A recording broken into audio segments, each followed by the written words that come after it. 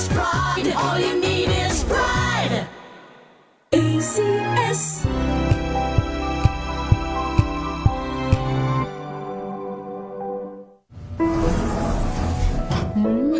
Amoy forever. Amoy LQ. Amoy New Caleb Berry Blooms. Amoy kalat, amoy good vibes.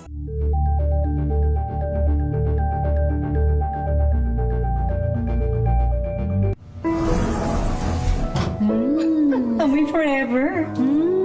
Amoy LQ. Amoy New Caleb Berry Blooms. Amoy kalat, amoy good vibes. Mga karagdagang kaalaman kung paano malulunasan ng iba't ibang karamdaman. Tuloy po kayo sa programang Pangkalusugan. Lunas. Lunas. Lunas. Ibang karamdaman. Tuloy po kayo sa programang Pangkalusugan. Lunas. Lunas. Lunas.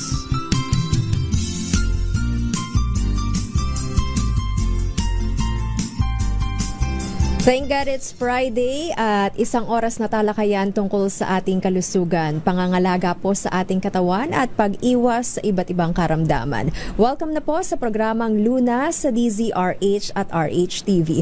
Makakasama po Ella ni Bensal, and this evening sasamahan po tayo live sa studio ng ating nurse, naturopathic practitioner, and of course, representative po ng Inner Power. Walang iba kung hindi si Sir Arnold Decena Duco. Good evening, Doc. Kumusta? Yes, good evening, Luzon, Visayas at Mindanao. Magandang gabi sa iyo. Mamaya mag-usapan natin yung tungkol sa hypertension kasi may mga bagong research ngayon tungkol sa cholesterol. Yes. And of course, mamaya itatakal din natin ang diabetes mellitus.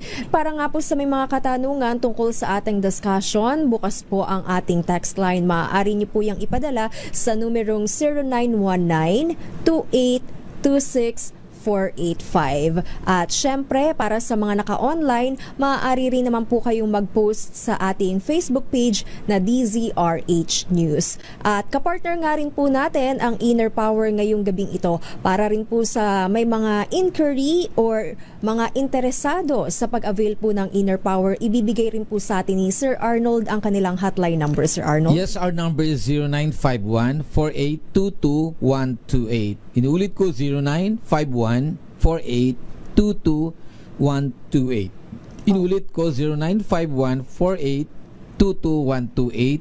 Yung Facebook ko po ay Arnold Oxenia Bigafreya saka Arnold Duco Inner Power. So by the way, pag-usapan natin, maganda, abangan nyo mamaya yung guest natin na puputulin na yung paa niya. Gusto din ng doctor is putulin kasi it is already gangrenous. So naunahan ng putulin yung kanyang hintuturus, hinlalaki sa paa. Then talagang maitim natin. Kahit ako sa nakita ko sa picture nung bago siya gumamit ng Inner Power ay talagang very gangrenous, maitim na siya talaga at napakataas na ng kanyang creatinine and kanyang hemoglobin bumagsak na, mataas din ng sugar. So by using the Inner Power at yung kaibigan natin dyan na gumagamit din ng Inner Power na taga Central Bank, ito dapat mag-mega dose tayo. So abangan natin mamaya sa third segment. So ang topic natin ito kasi napakadami itong gustong kahit pabalik-balik natin ang tungkol sa diabetes mellitus, no? Dami talaga to. So we have to tackle na lang yung parang hapaw-hapaw na lang para mabilis tayo, no? Alam naman natin na ang diabetes mellitus ay pagtaas po ng sugar or dalawang klaseng diabetes mellitus. Itong diabetes mellitus insulin dependent saka yung isang non-dependent insulin kasi apat yan ang cause yan, pero yung dalawa madali na lang gumaling, no? Madaling ma-reverse ito, pero itong dalawa na ito medyo mahirapan talagang i-reverse. So yan po ang pag-usapan natin. So yung mga signs niya talagang mararamdaman mo pag hindi pa masyadong obvious, ano? Yung common lang natin, no? Common sense lang, ihi ka ng ihi. So, sa gabi, ihi ka ng ihi, uuhaw ka, kasi tendency, that's natural response of the body, na you have to take a lot of water to remove the excess sugar. So, inom ka ng inom ng tubig at ihi ka rin ng ihi. Then, minsan, may makikita ka na nilalanggam yung ihi nyo. That's a sign na tumataas na po ang sugar or glucose doon sa ihi natin. So, yun yung mga unang observation natin. Pero lately, pag magkakaroon ka na ng blood chemistry, ito na, mapapansin mo na tumataas na yung iyong blood sugar sa FBS o fasting blood sugar. Dapat before ka kumain sa pagkagising mo, ititest mo na yun kung ano na yung sugar mo. 125 mg per DL is boundary na yan. Pag maglampas 125, considered na yan na diabetic na ang pasyente. So, those are the complications. What are the complications of diabetes? So, ito yung neuropathy, no? Yung karoon na ng problema sa ating nerve. So, dahil may problema na sa ating nerve, yung blood circulation nagkakaroon na rin ng problema. So, yung blood circulation natin mahina at yung nerve natin mahina din. Kaya, nagkakaroon po ng complication dito once sa magkaroon ng infection. So, pag nagkaroon ng infection at dumadami ang microorganism doon, mag-invade, nahihirapang i-heal yung ating mga sugat dahil ang distribution ng blood is very weak, no? Mahina ang circulation ng blood, and of course, pag diabetic ang tao, mahina rin ang reproduction ng ating antibodies. The antibodies is very important because they are responsible to remove or to destroy the bacteria or virus or any microorganism. At hindi lang yun, the macrophages are also responsible para ito ay i-repair yung mga nasisirang sugat. So kung mahina ang ating antibodies, of course, yung recovery ng ating sakit sa paa ay mahirapan. Mapapansin mo, namamanid, para may tusok-tusok, tapos medyo nagda-dark na ang color, yan na obserbahan nyo. Then sa mga lalaki, nagkakaroon na siya ng sa kanyang erectile dysfunction, no? Nagkaroon na siya ng problem. Then later, itong mata, magkakaroon siya ng mga cataract, magkakaroon siya ng glaucoma, retinal detachment, o pagkalabo ng mga mata. So those are the complications. And of course, ang pinakamahirap na complications dito ay yung pagtaas ng ating creatinine. So once na pasyente, kasi pag diabetics talaga, palaging nakakaroon pala talaga ng problem yan sa kidney dahil yung kanyang nerve nahihirapan namin na mag-function normally. So, ang nangyayari, tumataas, nasisira ang kidney, Ida-dialysis. tumataas ang creatinine, bumabagsak ang hemoglobin count. Nagtataka sila, bakit bumabagsak po ang hemoglobin count? Because the kidney are responsible to produce the hormones that we call this erythropoietin. So, itong erythropoietin na ito yung hormones to convert adult stem cells to become hemoglobin. So, kung maraming premature blood dyan, at walang erythropoietin hormones, hindi po dadami ang ating red blood cells. By the way, ang liver natin nagpo-produce din, pero hindi talaga sing dami ng nasa kidney natin. That's why yung mga doctor natin minsan nagbibigay ng erythropoietin injection para ma-stimulate yung katawan to create hemoglobin count. So, pag hindi ito naayos ang kanyang kidney, pag hindi natin na-reverse, delikado ito. But mostly of the patient, once na tumataas ng ang kanyang creatinine, tuloy-tuloy na po ang pagtaas ng kanyang problema sa kidney.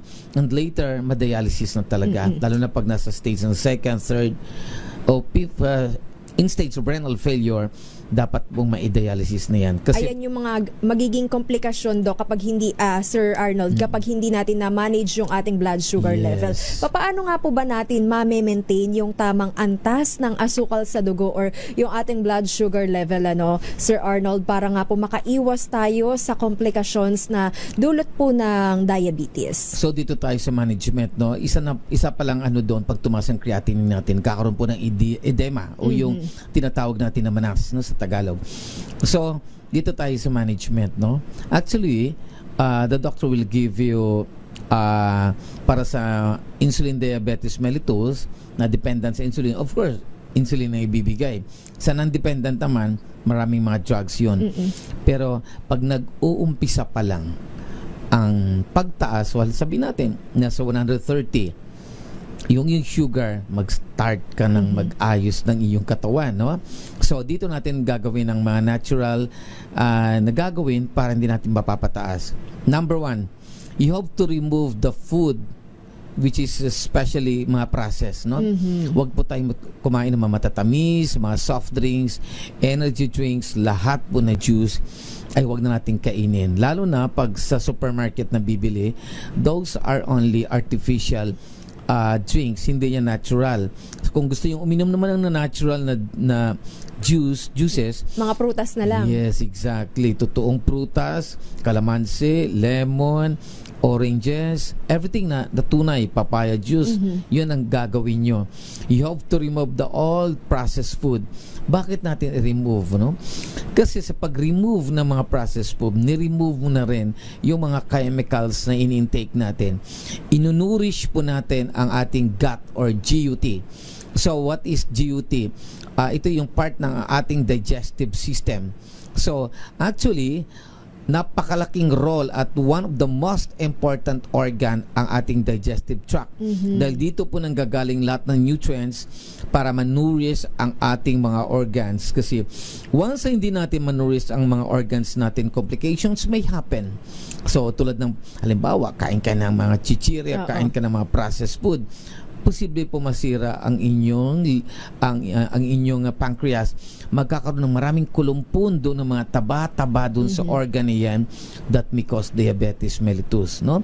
So, sobrang intake ng mga carbohydrates like glucose, fructose, it will be converted into fats. So, pag dumami ang fatty acid sa katawan natin, hindi na magpa-function normally yung mga organs natin, even the liver, the heart, the kidney, and of course, the most important ay yung ating pancreas na nagpo-produce po ng insulin at saka glucagon. Yan ba yung dudulot ng acid reflux or GERD, Sir No, Arnold? it's different. Okay. Different story. Pag sa acid reflux naman, it's the liver. Pwede natin may time may itatakil natin yung sa liver. That's related to the liver. So, bakit kailangan nating ingatan itong gut natin, no? Yung ating digestive tract? Kasi po, ang digestive tract natin, dito nakatira ang mga good bacteria like Lactobacillus or Bifidus bacteria. So, pag nag-take tayo ng mga processed food, you know that processed food contains a lot of preservative. For example, tinapay na lang, no? Ordinaryong tinapay, ordinaryong pandesal yun sa bangketa na bilhin natin. May nilalagay pa yan na sikretong preservative, that's calcium proponate or potassium sorbate para yan sa mga cake. At hindi lang yan, merong trans fat, merong margarine. Yan, yung margarine is trans fat and lard is trans fat and butter is a trans fat. So, napakataas po yan sa cholesterol, no? Magiging cholesterol yan. So, pag pumasok sa katawan natin itong mga pagkain na may preservative, like for example, dilata. So, dilata containing sodium benzoate, potassium sorbate, merong sodium nitrate, sodium nitrite. So, those chemicals are considered preservative. So, pag sinabing mong preservative, they can destroy the bacteria or any kinds of yeast, no? Sisirain nila, i-inhibit nila ang production ng yeast. Ang problema, kailangan natin ng yeast sa katawan, kailangan natin ng mga good fungus sa tiyan natin at kailangan natin ng mga good na Bifidus and Lactobacilli. So, ang mangyayari po, mamamatay yung mga good bacteria niyan, hindi siya magmamultiply. So, dahil hindi siya nagmamultiply, that's another problem because those bacteria like Bifidus, Lactobacilli and other yeast formation, nagpo-produce po ito ng mga enzymes.